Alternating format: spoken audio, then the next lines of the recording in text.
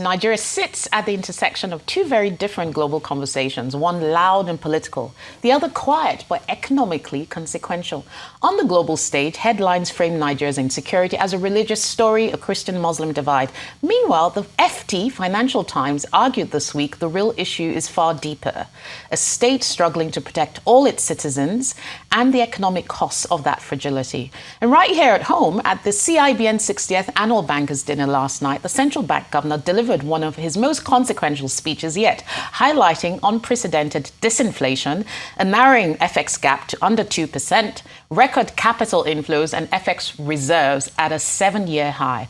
All this came just a day after the MPC voted to hold the policy rate, reinforcing a steady hands on the rudder message.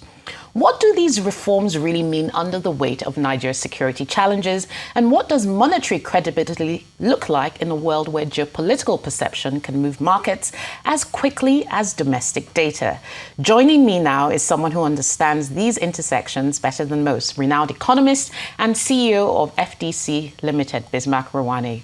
Good morning, and great to have you back. Thank you. After such a long time. So there's so much going on and so much to make sense of, but because we like joining the dots, I want to start with the FT editorial. It says Nigeria's core crisis is a failure of state protection. Do you agree? And economically, how does that insecurity impact everything else we're going to be talking about? Interestingly, I think the Financial Times is correct. Okay. It's not targeted at sect. It's not targeted at regions, but it's targeted at protection. You don't think there's a religious targeting? No, I don't think there's religious targeting. That's a very bold statement to make. I think that a failure to protect all citizens, whether Christians, Muslims, or agnostic, is an issue.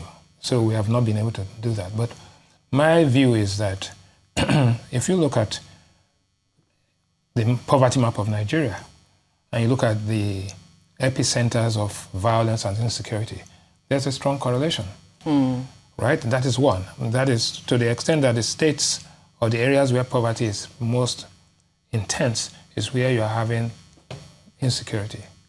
Two,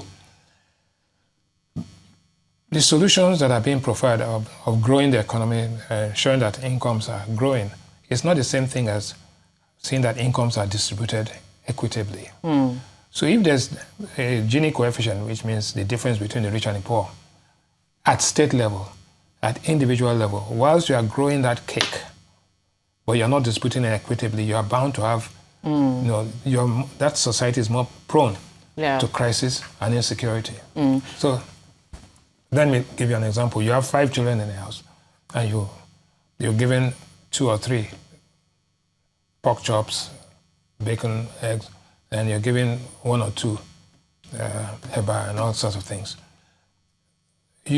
Yes, your salary has increased. Yes, you are spending more on food, but the distribution is so inequitable that it breeds resentment and crisis.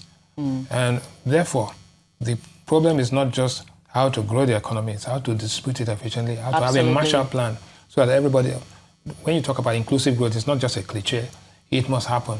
You must ensure that income inequality is reduced. Absolutely. Not just growing the income, which is where the emphasis. In Nigeria, the cliche is, let's grow the revenue, then let's grow the GDP. And then thirdly, nobody talks about, okay, how is this distribution taking place? Absolutely. But it's the distribution which is, and the symptoms of inequitable distribution is insecurity and violence.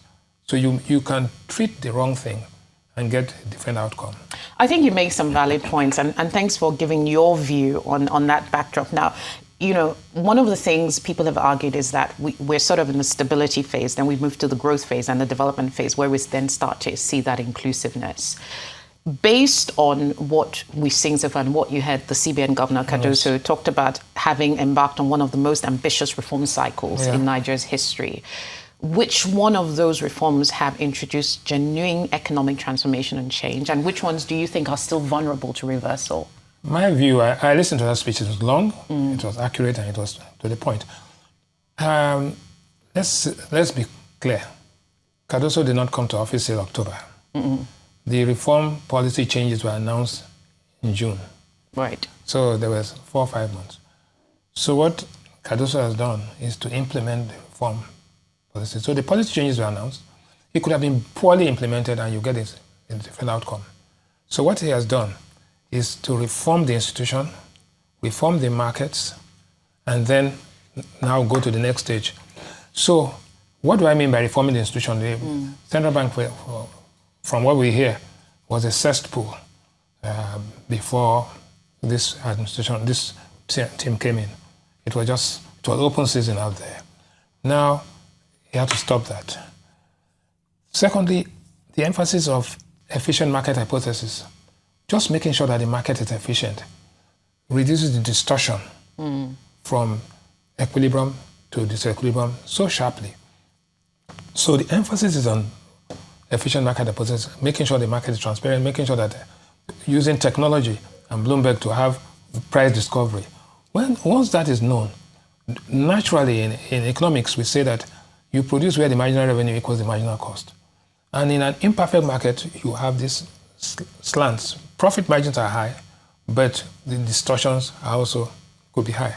But what he has done by using technology and all of that is to emphasize market efficiency. After market efficiency comes market sophistication. So reforming the institution of the central bank, one, which is the structure of the central bank itself, ensuring that the market is efficient, so price discovery, supply, demand factors and all of that. Then now going to building the confidence, not within the central bank, not just within Nigeria, but international. And you're confidence. saying he's achieved all those three? Yes. Okay. And it's whether we like it or not, if you did not have an efficient market, right, all the others will not happen. So I don't want to overemphasize. The outcome is the narrowing of the gaps. The outcome is that reserves are building because the market fundamentals are efficient, right? Now, what next? That's the question. To continue that efficient market hypothesis, you now have to move from just gross reserve, because you're talking about reserves, but it's a 30-day moving average of gross reserves. We now have to make it net reserves, so that you are comparing likes with likes when we're in international comparison. And like everybody said, why did he hold rates when everybody, including I, said bring down the rates? I think two signals there. One is that the independence and autonomy of the central bank from political pressure was established. Two was that, let us assume that Nigeria went and cut rates by 200 basis points or 100 basis points and all of that. And then the market, the exchange rates and everything went into turmoil. What would you say? So I think that the courage to stop that and the fact that it's an economy that is underpinned by oil. While in Ghana, where you went down 350 basis points, it's an economy that is underpinned by gold. So the price of gold, as you know, has been going up, while the price of oil has been coming down. So again, in fact, we're hearing predictions that next year may be even more difficult for oil markets. Absolutely. Prices, there's no question about that. So what the MPC did, and the central bank governor for that matter, is to be anticipatory. One. So anticipated inflation is more important than historical inflation. Historical inflation, nobody cares about. It's gone and done, So I think, for me, the key thing ensuring that efficient markets exist, is transparent, and trading is open, and everybody knows where it is, so people can plan. So the average inventory of institutions in 2024 was about almost 180 days.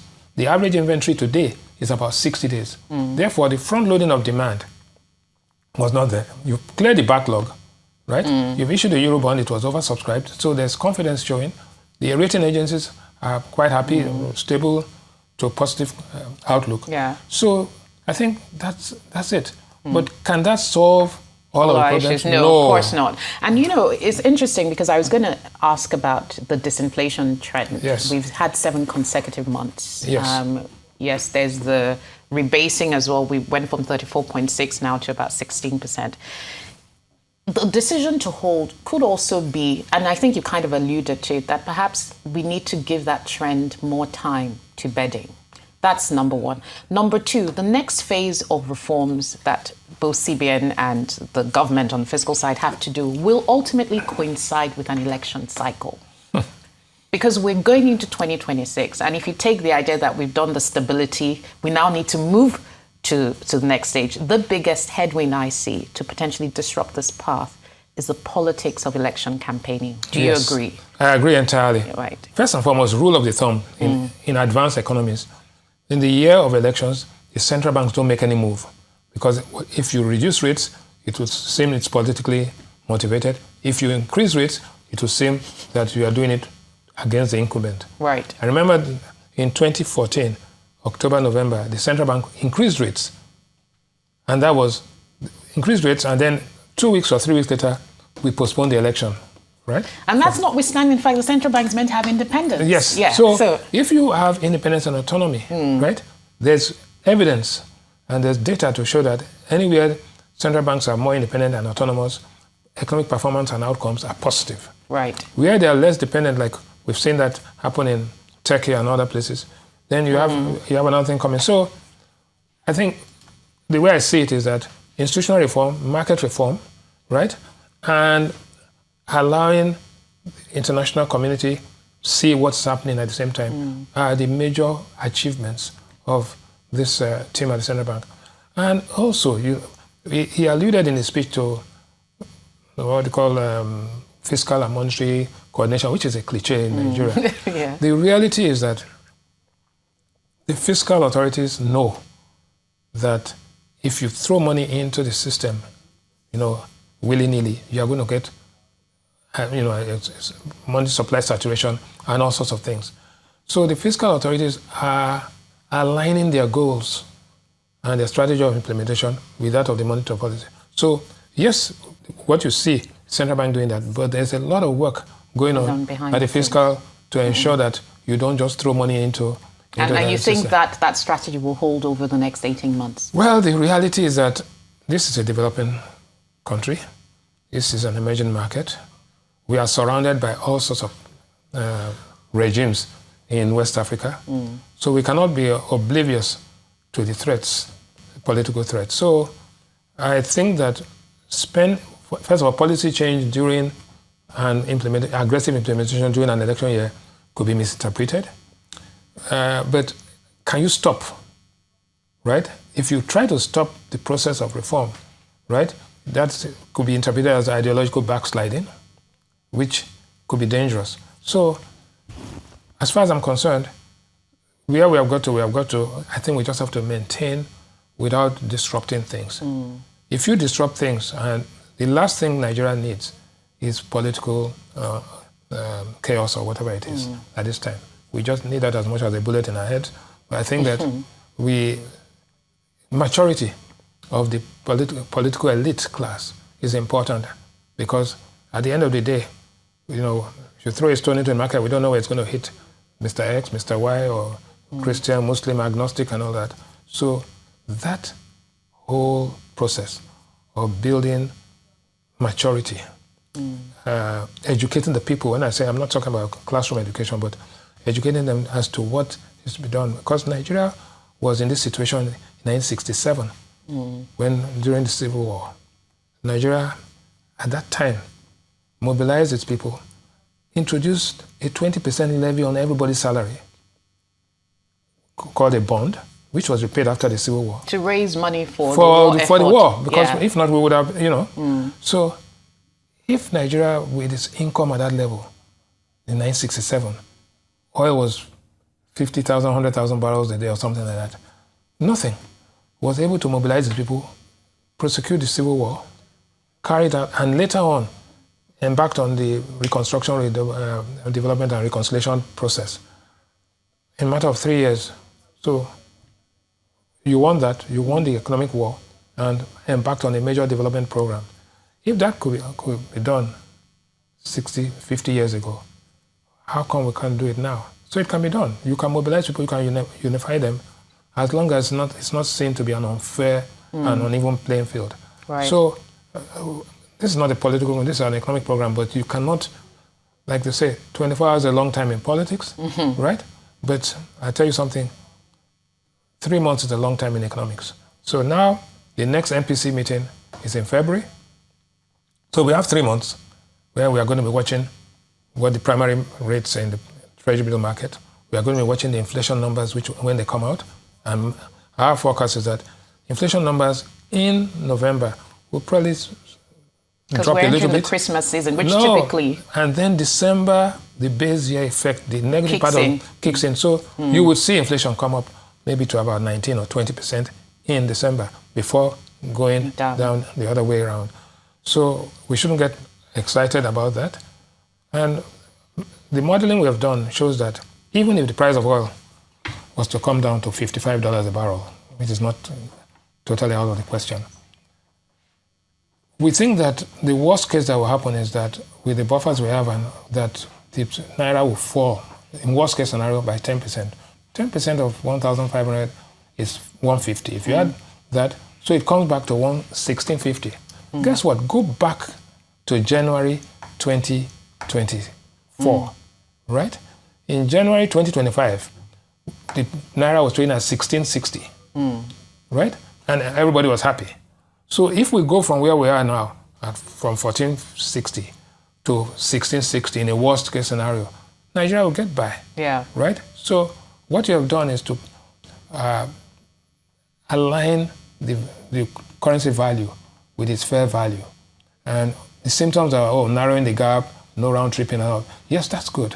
But the fundamental thing is that the institution of the central bank is being reformed, the market is efficient and transparent, and that by so doing, it has created buffers which can insulate it from shocks. Yeah, okay. So, one of the things that we've seen also, which the FT argued about, and I want us to delve a bit deeper into this, because I see this as a potential concern. In as much as I think, yes, we have established stability, they said that you cannot have macroeconomic reform in the absence of security reform. And I know this is not a political program, but given all we're seeing now, given how much we know we need to spend to tackle security, what is the best strategy for getting through this period? And I'd like you to wear your economic lens to sort of address this issue. I'm also a political scientist. Yes. The thing is that there's a structural functional approach to making sure that the system can withstand shocks and can position itself for inclusiveness. Political inclusiveness is not the same thing as economic inclusiveness. So what you need to do, you need to have a Marshall Plan. And if you have a Marshall Plan, we have one by all these unconditional transfers, it has to be efficient.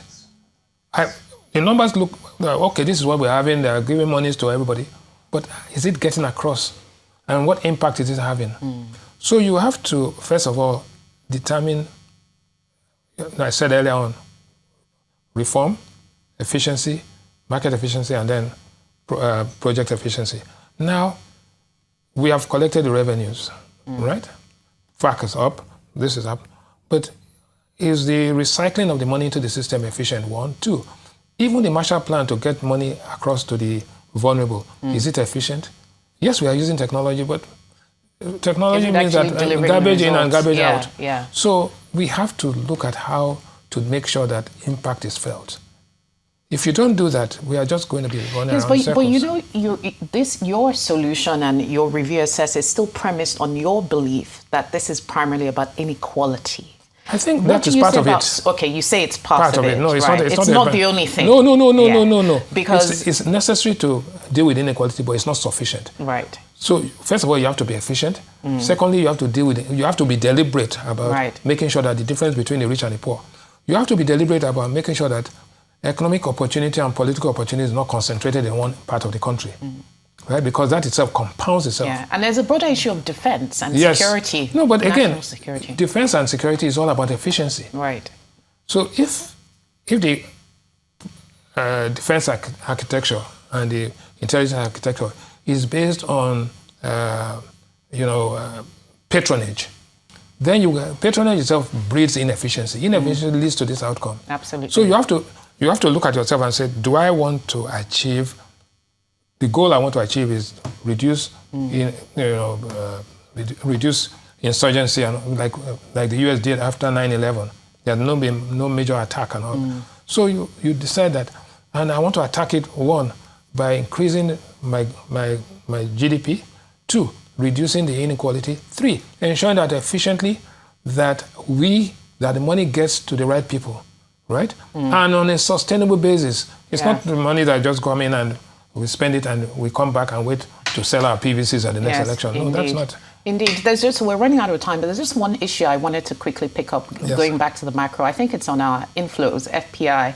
I think something the governor alluded to, and I think we have a chart on screen that shows Nigerians' foreign portfolio investments by instrument, capital importation, and we've seen a significant hike. The CBN governor talked about the country receiving $21 billion as of October, the highest FPI in the history. What do you make of that trend?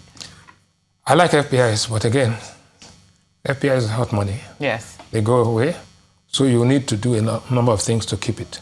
But you need FPIs in addition to domestic investment not flying out and foreign direct investment, which is creating jobs. At this point in time, all FIDs and all that are being delayed until after the election. So elections is still a long way away. We literally put on hold our economic destiny on the back of elections. That is why your economic cycle and your political cycle have to be synchronized. Yes, right? And you have to decide what you have to do. But that's the reality. And if you go across Africa, the same thing is happening. So to me, the thing is that efficiency and integrity in the efficiency, you must come to the fact that equity is not just about how you share it, but how you share it effectively so that everybody gets benefits from it. Right now, the truth is that you have some states in the country, and I tell you, in Abuja, I think the income per capita is about almost $10,000 per head, while in Maiduguri, the income per capita is about $900 per head. Right? So that difference is there. Yeah. Okay. Is there going to be more attacks in Maiduguri than in Abuja? Definitely. Yeah. But also due to other factors. Other factors as well. Yeah. Because of insecurity, the people farming there cannot send their food and goods to the markets. So the poverty begins to compound itself. Absolutely. Whilst at the same time, in certain parts of the southwest, Oyo, Ekiti, and Ondo State, the price of cocoa went up to $12,000 a ton last year, and those guys were spending money like drunken sailors. We are seeing now it has dropped to $5,000. So one, the states are getting more money. Two, some are using it more efficiently. And three, this whole thing about making sure that equity, right? And not equitable distribution of income, but also distribution of opportunities. Absolutely. Because that's the other thing. Yeah. You must have that. And you can see, look, Nigeria, according to the EIU, Nigeria's currency is undervalued by as much as 61% when they did that.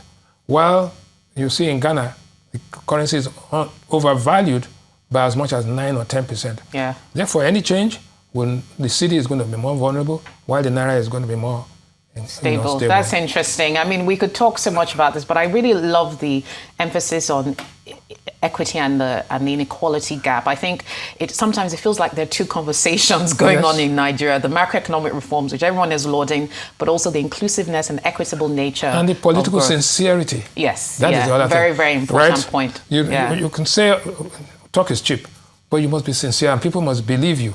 Indeed. Right? If you are talking and nobody is believing you, then you are just wasting your time. Indeed. So very well said. Great note to end on. Thank you so much, Bismarck Rewane, renowned economist and Managing Director, CEO of Financial Derivatives Company Limited. Thanks for joining us on the show today. Thank you for having me. Well, that's all we have time for Business Week this week. I'm Rolake Akigube-Filani. Of course, as always, let's continue the conversation on X. Do have a lovely rest of the weekend, and I'll see you soon.